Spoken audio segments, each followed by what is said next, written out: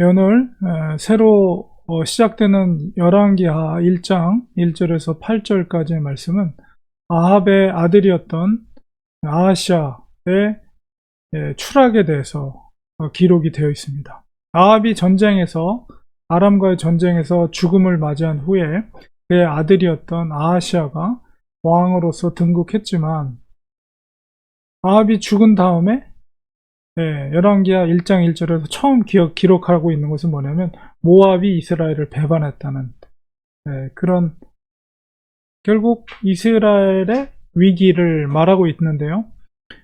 그것보다 더 심각한 문제가 2절에 기록되어 있는 것처럼 아하시아 왕이 그 사마리아의 그 다락, 아름다운 전경이 보이는 다락에서 난간에서 떨어졌다는 것입니다. 그래서 그 떨어진 것으로 인해서 병이 들었고, 결국 침상에서 누워서 이제 이 병이 나을 것인가 안 나을 것인가를 이제 고통스럽게 있는 중에, 그것을 묻기 위해서 하나님을 찾은 것이 아니라 에그론의 신 바알세불, 에그론은 바로 블레셋에 있는 도시 에그론이죠. 그곳의 바알세불, 그 이방 신에게, 우상에게로 그 답을 얻기 위해서 전령을 보내게 됩니다. 하나님께서는 하나님의 말씀으로 임하여서 엘리야에게 전하는 것이, 이스라엘에 하나님이 없어서 너희가 바알세불에게 묻느냐, 그것을 말하게 되죠. 그리고 하나님의 말씀이 그에게 임한 것은 반드시 죽을 것이다, 침상에서 내려오지 못할지라. 이 얘기는 뭐냐면, 침상에 이제 질병으로, 병으로 누워 있는데 다시는 거기서 완쾌되지 않고 죽음을 맞이하게 될 것을 이야기하고 있습니다. 그리고 전령을 중간에 만나게 되죠. 에그론으로 가는 전령을 만나서 에그론에게 여호와의 말씀을 전하게 하고, 그 전령을 바로 아하시아에게 돌려보냅니다. 그리고 아하시아는 그 전령의 이야기를 듣습니다. 그리고 그가 누구인지를 이제 외모를 물어봐서 그가 엘리야라는 것을 알게 되죠.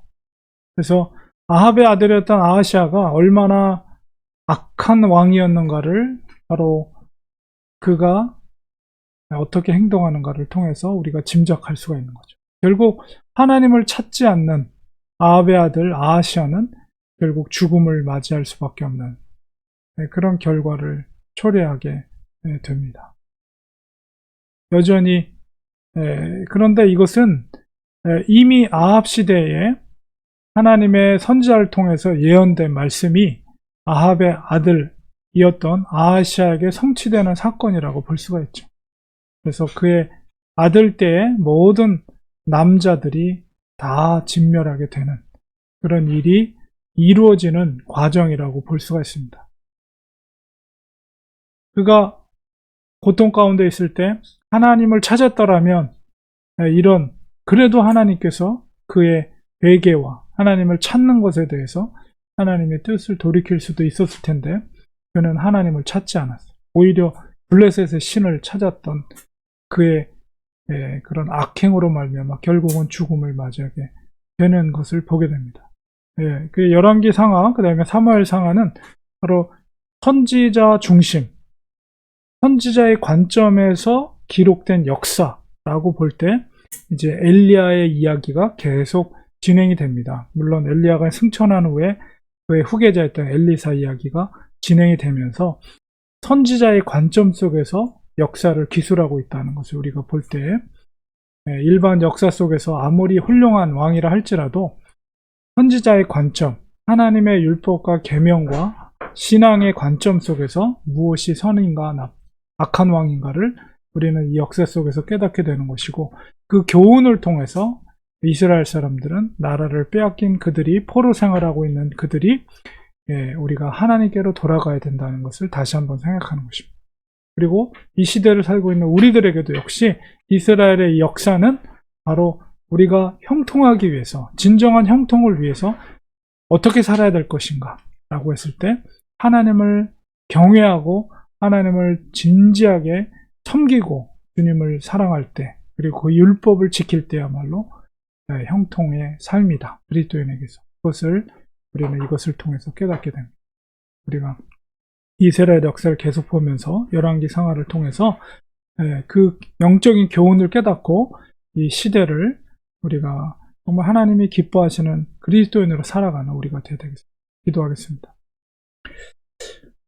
하나님 아버지, 오늘 또 열왕기 새롭게 시작되면서 아합의 아들이었던 아하시아가 결국은 죽음을 맞이하게 되는 과정을 우리가 보게 됩니다.